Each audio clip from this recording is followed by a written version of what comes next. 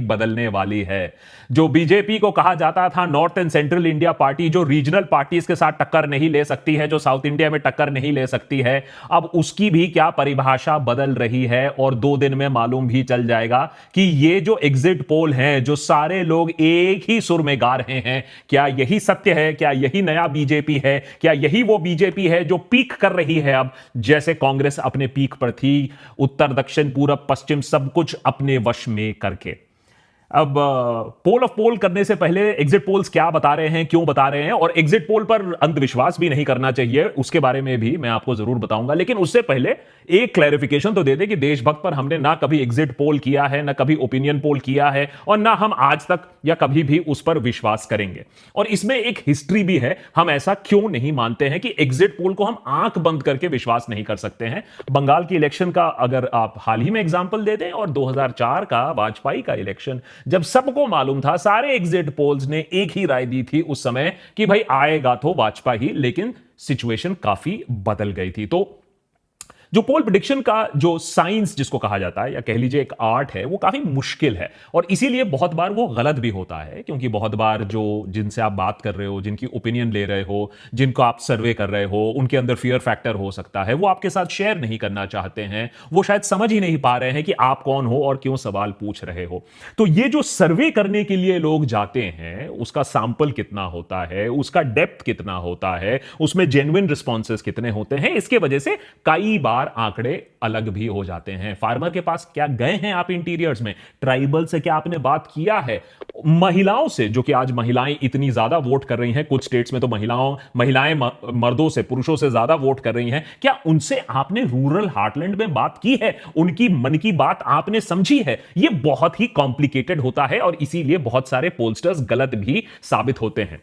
और उसके ऊपर होता है इशू ऑफ डीकपलिंग, कि अगर कोई महंगाई और अनएम्प्लॉयमेंट के बारे में बात कर रहा है, से फॉर एग्जांपल नरेंद्र मोदी सरकार से अपनी नाराजगी दिखा रहा है, तो इसका मतलब क्या पोलस्टर लिखेगा कि यह नरेंद्र मोदी सरकार के खिलाफ वोट कर रहा है? वो नहीं होता है। गुस्सा एक्सप्रेस करना और दूसरे के लिए वोट करना अलग चीज होता है। जैसे कि किसी के रैली में जाना, रैली अटेंड करना और उसी के लिए वोट करना अलग चीज होता है। बहुत सारे पॉलिटिकल पार्टीज अभी धीरे धीरे ये बात भी समझ चुके हैं।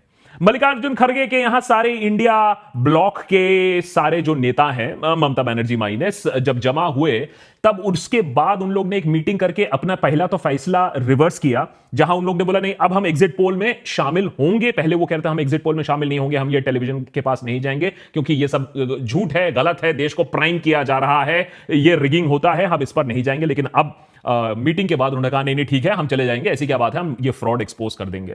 इंडिया अलायंस का कहना है कि उनका इंटरनल कैलकुलेशन है 295 सीट्स। इंडिया अलायंस का यह कहना है कि उनके पास करीबन 300 सीट आने वाले हैं। अमित शाह ने वही अपना जो पहले का स्टांस था वही रिपीट किया, अब की बार 400 पार इंडिया अलायंस के साथ, अब की बार 400 पार। अब फैक्ट तो यह है कि जब इलेक्शंस क्लोज होते हैं, जब कांटे की टक्कर होती है, तो हमने कई एग्जांपल्स देखे हैं जहां एग्जिट पोल समझ ही नहीं पाता है कि हम किसके तरफ जाएं, क्योंकि तब वो जो साइंस होता है, मैथ्स होता है, या आप उसको वुडू मैजिक कर लो, वो काफी मुश्किल हो जाता है। लेकिन आज जो पिछले कुछ घंटों में एग्जिट पोल रिजल्ट्स आए हैं, वो एकदम एक तरफा है, एक तरफा से भी ज्यादा है। मैं आपको समझाता हूं क्यों। दैनिक भास्कर ने एनडीए को दिया है 281 टू 350, ये थोड़ा ज्यादा ही मार्जिन हो गया, 281 टू 350 दैनिक भास्कर ने दिया है एनडीए को, इंडिया ब्लॉक को 145 टू 201, अदर्स को 333 to 49। India News D Dynamics ने एनडीए को 371 दे दिया, इंडिया ब्लॉक को ओनली 125, अदर्स 47। न्यूज नेशन ने एनडीए को 342 टू 378, इंडिया अलायंस को 153 to 169, others 21 to 23। Republic Bharat दे रहा है एनडीए को 353 टू 368, इंडिया अलायंस को 118 to 133, others 43 to 48। Republic TV P Marq survey NDA को देता है 359, India alliance 154, others 30। C voter का कहना है एनडीए पहुंचेगी 353 to 383 seats, India alliance 152 to 182, others सिर्फ 4 से 12 सीट्स। चाणक्य कहता है एनडीए वहां पहुंचेगा जहां नरेंद्र मोदी ने भी बात की थी इलेक्शन के शुरुआत में, और आज भी अमित शाह मेंटेन करते हैं 400 का आंकड़ा, और इंडिया अलायंस को सिर्फ मिलेंगे 107, अदर्स 36। और उसी तरीके से India today access My India पोल भी बड़े तरीके से बीजेपी को ही जिता रही है। सिर्फ एक जगह हमें पूरे इंटरनेट पर अभी तक हो सकता है गलत है। एक जगह हमें मिला, अग्नि न्यूज सर्विस बोलकर एक पोल है, जहां एनडीए को मिलते हैं 242 और इंडिया अलायंस को मिलते हैं 264, और वो भी मेजॉरिटी मार्क नहीं क्रॉस कर पा रहा है, अदर्स 37।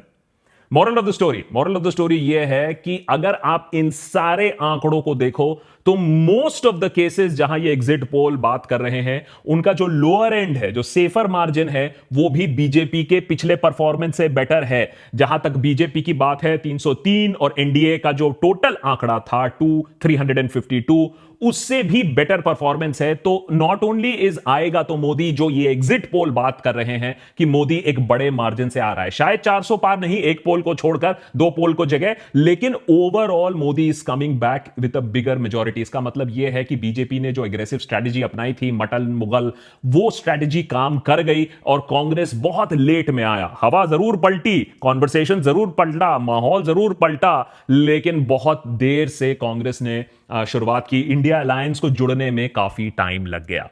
अब इनमें सारे सर्वेज में से एक्सिस माई इंडिया को थोड़ा सा सीरियसली लिया जा सकता है। देशभक्त पर हम वैसे में भी एग्जिट पोल से कोई खास दिलचस्पी रखते नहीं है, क्योंकि एग्जिट पोल ज्यादा गलत कम सही होते हैं। लेकिन एक्सिस माई इंडिया ताल ठोक कर 94% एक्यूरेसी बोलता है। ज्यादा दिनों से नहीं, 2013 से ही उन लोग ने काम करना शुरू किया इंडिया टुडे के साथ, लेकिन तब से वो बोलता है हमने 69 पोल्स किए हैं जिसमें से 64 सही रहे हैं। तो एक्सिस माई इंडिया बोलता है हमारी एक्यूरेसी बहुत सही है, हमारा जो मेथड है वो ज्यादा साइंटिफिक है, और इसीलिए हम हमेशा सही भी निकलते हैं। हमारा स्प्रेड जो है, हमारे जो पोलस्टर्स जो अंदर अंदर जाकर बात करते हैं, वो बेटर है। और यही है, अगर यह बात सही निकली, अगर एक्सिस माई इंडिया ने इतना बड़ा प्रेडिक्शन किया है, तो यह एक चिंता का विषय है अब कांग्रेस पार्टी के लिए, क्योंकि अब कांग्रेस के लिए हार जीत की बात नहीं है, अब तो रेस फॉर सर्वाइवल की बात है। देखिए कुछ स्टेट्स का हाल, हरियाणा में जहां BJP was not suppose to do well, सत्ता पलटने वाली थी, और जहां स्टेट इलेक्शंस भी होने वाले हैं, वहां भी एनडीए का वोट शेयर 48% था।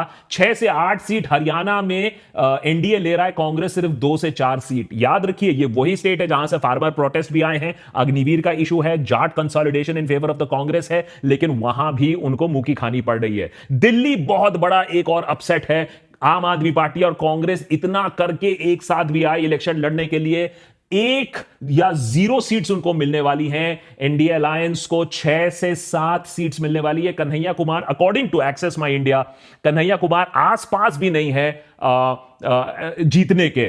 तो भाई ये तो मनोज भैया लेगा यहां भी इलेक्शन। अगर आप कुछ स्टेट्स की बात करें, और मैं जल्दी से आपको बता दूं कि किस हद तक ये इलेक्शन चेंज हो चुका है। अगर एमपी की बात करें तो एनडीए ने क्लीन स्वीप कर दिया, 29 आउट ऑफ 29 सीट्स की बात हो रही है। गुजरात में एनडीए क्लीन स्वीप कर रहा है, 63% वोट शेयर हो रहा है, 25 to 26 सीट्स ले रहा है। हिमाचल प्रदेश में क्लीन स्वीप 4, कांग्रेस और इंडिया अलायंस 0, उत्तराखंड में 5-0, आसाम में 9 to 11 सीट्स और कांग्रेस को सिर्फ 2 से 4 सीट ही मिलेगी, त्रिपुरा में 2-0। तो बहुत ऐसे जगह है जहां, बहुत ऐसे स्टेट्स हैं जहां कंप्लीट व्हाइट वॉश हो रहा है कांग्रेस का या इंडिया अलायंस का। और इससे एक आंकड़ा जो हम डेफिनेटली ट्रैक करेंगे अगले 2 दिनों में, चाहे ये सारे आंकड़े सही हो या ना हो, कुछ स्टेट्स इधर जाएंगे, कुछ स्टेट्स उधर जाएंगे, लेकिन जो ओवरऑल आंकड़ा है कि भाई बीजेपी क्या 300 क्रॉस कर रही है, एनडीए क्या 350 क्रॉस कर रहा है। याद रखिए, अगर बीजेपी ने 29 का परफॉर्मेंस रिपीट कर लिया या उससे थोड़ा आगे चले गए, जैसा कि ये एग्जिट पोल दिखा रही है कि 2019 के परफॉर्मेंस से भी 10-20% आगे चले जाएंगे, तो लोकसभा में 2/3 मेजॉरिटी हासिल कर लेगी बीजेपी, और इसके बाद संविधान में भी बदलाव करना कोई बड़ी बात नहीं होगी। यही चीज मोदी जी ने इलेक्शन से पहले उसके शुरुआत में भी कही थी, और इसीलिए नारा भी लगा था अब की बार 400 पार। तो इन एग्जिट पोल से आपको क्या लगता है, आपके अकॉर्डिंग या आपके एक्सपेक्टेशन से ये एग्जिट पोल आए हैं, क्या बीजेपी को 350 का आंकड़ा वो क्रॉस कर पाएगी अपने एलाइज के साथ, एनडीए टू विन 350 और मोर सीट्स इन 2024 लोकसभा इलेक्शंस? आप इस सवाल का जवाब हां या ना में दे सकते हैं on Probo, India's first opinion trading app. अगर स्ट्रॉन्ग ओपिनियन है, अगर नॉलेज बेस है, तो प्रोबो पर बताओ एंड विन। और इलेक्शंस पे ही नहीं, प्रोबो पे आप cricket, economy, weather, breaking news पर भी अपनी ओपिनियन शेयर कर सकते हो। प्रोबो को 2 करोड़ से ज्यादा यूजर्स ट्रस्ट करते हैं, और इसमें आप अपने नॉलेज और कॉन्फिडेंस के हिसाब से ओपिनियन ट्रेडिंग कर सकते हैं अपने मनपसंद अमाउंट से, और उसके बाद अनलिमिटेड अमाउंट डिपॉजिट या विड्रॉल कर सकते हैं, वो भी आसान तरीके से यूपीआई, पेटीएम एप्स के जरिए। सवाल फिर से सुन लीजिएगा। इन एग्जिट पोल से आपको क्या लगता है, क्या बीजेपी 350 का आंकड़ा क्रॉस कर पाएगी? एनडीए टू विन 350 और मोर seats in 2024 Lok Sabha elections, yes या नो?